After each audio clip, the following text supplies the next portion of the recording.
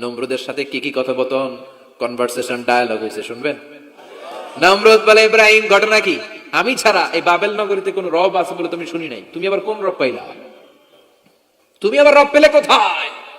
সাইয়েদনা ইব্রাহিম বলে, রাব্বি আল্লাযী ইউহয়ী ওয়া ইউমীত, আমার রব এমন রব যিনি জীবন দেয় মরণ দেয়। জীবন দেয় কে? মরণ দেয় কে? নমরুদ বলে, তাই তোমার আল্লাহ জীবন দেয় মরণ দেয়? আনা উহয়ী ওয়া উমীত, আমিও তো জীবন দেই মরণ দেই। সাইয়েদনা ইব্রাহিম বলে, তাই তুমিও জীবন দাও তুমিও মরণ দাও, তাহলে দেখাও তো, দেখাও তো কি করে জীবন দাও।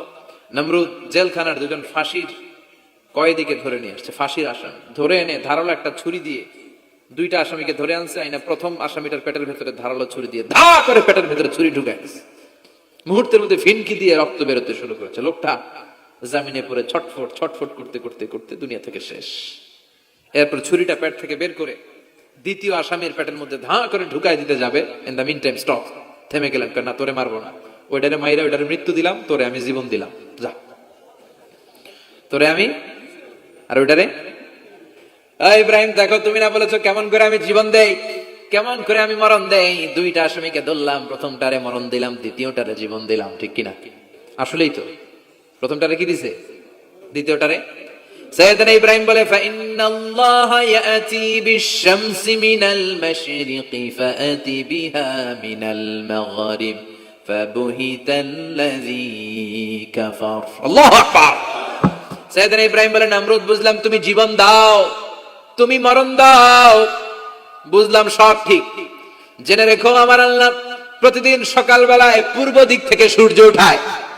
পূর্ব দিক থেকে প্রতিদিন সকালে সূর্য উঠায় কে? সাইয়েদনা ইব্রাহিম বললেন, আমার রব এমন রব প্রতিদিন সকাল বেলায় পূর্ব দিক থেকে সূর্যটা উঠায়। তুমি যদি আল্লাহর মতো শক্তিশালী হও, তুমি সকালবেলা পূর্ব দিক থেকে সূর্য না উঠিয়ে কালকে থেকে পশ্চিম দিক থেকে সূর্য উঠাও।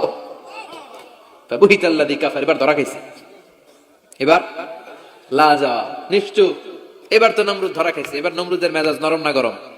কারণ তর্কে হেরে গেছে, মেজাজ আছে না নাই? নমরুদ বলে, ইব্রাহিমের রশি দিয়ে বাঁধো, আগুনে ফেলো।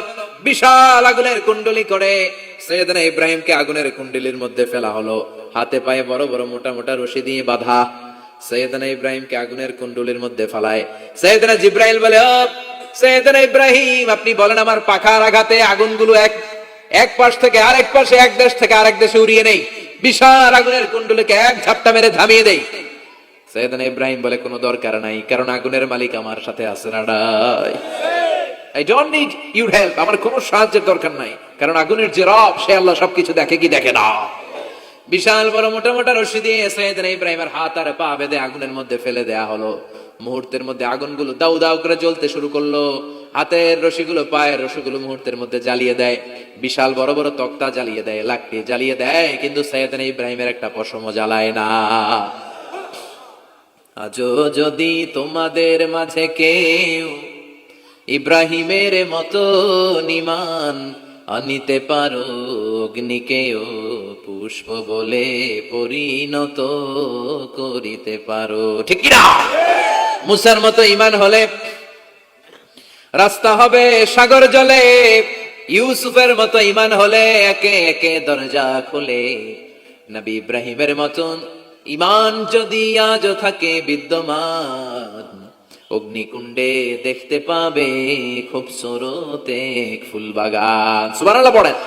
আল্লাহ বলেন, কুলনা ইয়া নারু কুনি বারদান ওয়া সালামান আলা ইব্রাহিম। আল্লাহ বললেন, আগুন, দুনিয়ার শুরু থেকে তোকে একটা ধর্ম আমি দিয়েছি, যা পাবি জ্বালিয়ে ছারখার করে দিবি, কিন্তু আজকে কয়েকদিনের জন্য তোর জ্বালানোর ক্ষমতা আমি আল্লাহ কেড়ে নিলাম। তে আমার ইব্রাহিমের জন্য ঠান্ডা হয়ে যা। কি হয়ে যা? তবে আগুন খবরদার এত বেশি ঠান্ডা হবি না যাতে ইব্রাহিমের সর্দি না লেগে যায়। সুবহানাল্লাহ পড়ে। আগুন বলে, আল্লাহ বললা ঠান্ডা হ, আবার বললেন বেশি ঠান্ডা হবি না যাতে সর্দি না লেগে যায়, আমি কি করুম? আল্লাহ কয়, বারদাউ ওয়া সালামান আলা ইব্রাহিম, আমার ইব্রাহিমের জন্য এয়ার কন্ডিশন, নাতিশীতোষ্ণ, গরম নয় ঠান্ডা নয়, এরকম জান্নাতের গুলবাগিচা হয়ে যা। আল্লাহু আকবার। সাইয়েদনা ইব্রাহিম আগুনের ভিতরে 40 দিন ছিলেন। চিল্লা এখন কয়দিন? একটা পশম পুড়ে নাই।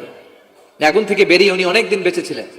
শেষকালে নাতি পুঁজিদের সাথে যখন গল্প করতেন তখন বলতেন, নাতিরা, আমার জীবনের সবচেয়ে আরামদায়ক সময় কেটেছে নমরুদের আগুনের ভেতরে ওই 40 দিন। ওই 40 দিন যেই সুখ, আমোদ, ফুর্তি, আনন্দে আমি ছিলাম, আমার জীবনে কোনো সময়, কোনো মুহূর্তে এত সুখ, এত আনন্দ, এত চমৎকার সময় আমি কাটাই নাই। চিল্লায় এখন সুবহানাল্লাহ। এবার আল্লাহ ডেকে বলে, নমরুদ, টাইম ইজ আপ, তোর সময় শেষ। অনেক বেড়েছিস, অনেক সুযোগ দিয়েছি, আর না। আমি আল্লাহ সব সময় ধরি না, ধরলে ধরে না, ধরলে আল্লাহ ছাড় দেয়, কিন্তু ছেড়ে দেয় না। সুবহানাল্লাহ পড়েন। আল্লাহ কি দেয়? ছেড়ে দেয় না। আল্লাহ বলে, নমরুদ, এবার তোর শাস্তির পালা। তোরে আমি ফেরেশতা দিয়ে মারবো না, জিন দিয়ে মারবো না, সাইয়েদনা ইব্রাহিম দিয়ে মারবো না, তোরে মারবো আমি ল্যাংড়া মশা দিয়া। সুবহানাল্লাহ পড়েন। আল্লাহর বাহিনী, বাউদা জুনদুম মিন জুনুদুল্লাহ, এই মশাগুলো কিন্তু আল্লাহর সৈনিক। এই বাতাস আল্লাহর সৈনিক। 50 আর 70 কিলোমিটার বেগে যদি একটা বাতাস বয়, সব শেষ হয়ে যাবে, ঠিক কি না? এই জলোচ্ছ্বাস গুলো আল্লাহর সৈনিক, এই ভূমিকম্প আল্লাহর সৈনিক। ছোট্ট একটা ল্যাংড়া মশা নমরুদের নাকের ভিতরে দিয়ে ঢুকে কামড়াতে শুরু করছে। নমরুদ লাফাইতে শুরু করছে। নমরুদ রে সবাই কই, নমরুদ তুমি ড্যান্স দাও কেন? কারে ড্যান্স না, মশায় কামড়ায়। মশারও কামড়ানো বাড়াই দিছে। নমরুদ এবার I M A disco dancer, disco dancer হয়ে গেছে। খালি লাফায়, খালি ডান্স দেয়। আহা, নিজের মাথার মধ্যে নিজে আঘাত করে, ঘুষি মারে, কিন্তু মশা বের হয় না। ও মিয়া, এই মশা ঢুকছে কার অর্ডারে? এটা যদি বেরোতে হয়, বেরো হবে কার অর্ডারে? সে মাথার মধ্যে কিল মারে, ঘুষি মারে, নিজের নিজে আহত করে ফেলে, মাগার মাথা থেকে মশা বের হয়। নাকের ভিতর দিয়ে মশা ঢুকে কামড়ানো, এটা কি চারটেখানি কথা? শীতকালে যখন কাঁথা গায়ে দিয়ে শুয়ে থাকে, মশা যখন পন পন পন পন করে কানের সামনে, খারাপ লাগে না? আবার কাঁথা টাথা সরিয়ে আবার শুয়ে, আবার বন বন বন বন। তো কানের সামনে পন পন করলে যদি আপনার এত কষ্ট লাগে, নমরুদের নাকের ভিতরে দিয়ে ঢুকছে, মস্তিষ্কে কামড়াচ্ছে, ওর কেমন লাগে? নমরুদ আর পারে না, অসহ্য। নিজের নিজে মারতে মারতে হাত পা কপাল সব লাল করে ফেলছে। অবশেষে আশেপাশে চাকর বাকর, খাদেম খুদ্দাম যারা আছে সবাই বললো, আমি আর পারিনি, এবার তোরা মার, তোরা মার। সবাই কয়ে, নমরুদ আজীবন আম করে মারছিস, এবার পাইছি খেলা, এবার ইচ্ছা মতো তোরা বিড়াম। এবার সবগুলো আমি নমরুদে মারা শুরু করছি। মারতে মারতে বেহুশ মাগার মশা বেরোয়। এই মশা ঢুকেছে কার অর্ডারে? বের হবে কার অর্ডারে? তারপরে বেরোয় না। নমরুদকে এবার আমার জুতা মার। কি মার? এখন আমরা পরি প্লাস্টিকের জুতা, চামড়ার জুতা, তখন পড়তো খরমের জুতা, কাঠের জুতা। খরমের জুতা, চামড়ার জুতা। খরমের জুতা বানায় কি দিয়া? কথা কন, চিনেন? এবার ক্যামেরা জুতা মার। সবাই এবার কাঠের জুতা লইছে, ইচ্ছা মতো পিটান শুরু। পিটাইতে পিটাইতে ওর মাথা ফাটিয়ে রক্তাক্ত করে শেষ। নমরুদের খেলা শেষ। নমরুদের খেলা যখন শেষ, আল্লাহর সৈনিক ওই ল্যাংড়া মশা নাক থেকে বের হয়ে শূন্যে উড়াল দিয়েছে। চিল্লায় পড়েন আল্লাহু আকবার। পৃথিবীতে কেউ তো স্থায়ী হয় না, হোক না সে ফেরাউন কিবা নমরুদ। কেউ ভাবে চিরদিন রয় না, কেউ ভাবে চিরকাল রয় না। পৃথিবীতে কেউ তো স্থায়ী হয় না, হোক না সে ফেরাউন কিবা নমরুদ। কেউ ভাবে চিরদিন রয় না। চিল্লায় বলেন ঠিক কিনা? নমরুদ আজীবন থাকতে পারছে? ওর ক্ষমতা, ওর দাপট, ওর জুলুম, ওর অত্যাচার, ওর শেষ রক্ষা করতে পেরেছে? কথা কন। ফেরাউনের দাপট আর ক্ষমতা বাঁচাতে পেরেছে? এখনো যারা দাপট দেখায়, জুলুমবাজ, এদের ক্ষমতা দাপট এদেরকে বাঁচাতে পারবে না। বাঁচানোর মালিক একজন। চিল্লায় বলো তিনি কে? এজন্য আল্লাহ ডেকে বলে, গোলাম, ইব্রাহিমের জীবনেতে তোমাদের জন্য শিক্ষা আছে। শিক্ষা আছে ইব্রাহিমের জীবনের জন্য, তোমাদের জন্য মডেল। করি না তো এগুলো? তোমাদের জন্য মডেল আছে। অনেক নারীরা এসেছে, আমার মায়েরা বোনেরা, বাড়িতে সাইয়েদাতুনা হাজার, যাকে আমরা বলি বিবি হাজারা, ওনার জীবনী পড়বেন। ভাইরা যারা এসেছেন, সাইয়েদনা ইব্রাহিমের জীবনী পড়বেন। এই জীবনীগুলো থেকে আলো নেওয়ার দরকার আছে না নাই? আপনার জীবনটাকে আলোকিত করে দিবে কে? আজকের এই মাহফিল থেকে কি আমরা ওয়াদা করতে পারি না আমরা সাইয়েদনা ইব্রাহিম আলাইহিস সালামের জীবনী শুরু থেকে শেষ পর্যন্ত পুরোটা পড়বো, আর যা শিখলাম নিজের জীবনে কাজে লাগাবো? রাজি আছি না নাই? আমাদের মডেল হচ্ছে নবীরা। চিল্লায় বলেন, আমাদের মডেল কারা? এই নবীদের জীবনী মানলে আমরা আলোকিত মানুষ হতে পারবো। এই নবীদেরকে যারা অনুসরণ করে, এরা টেন্ডারবাজি করে না, চাঁদাবাজি করে না, মাস্তানি করে না, দুর্নীতি করে না। এরা 14ই ফেব্রুয়ারিতে মেয়েদেরকে নিয়ে নাচানাচি করে না। এরা দেশপ্রেমিক হয়, এরা আল্লাহওয়ালা হয়, এরা ইসলামের পক্ষের শক্তি। চিল্লায় বলেন ঠিক কিনা? আল্লাহ আমাদের সবাইকে তুমি বুঝার তৌফিক দান করো। অনেক নারী বোনেরা এসেছেন, নারীদের জন্য এক বাক্যে একটা নসিহত করে শেষ করে দেই।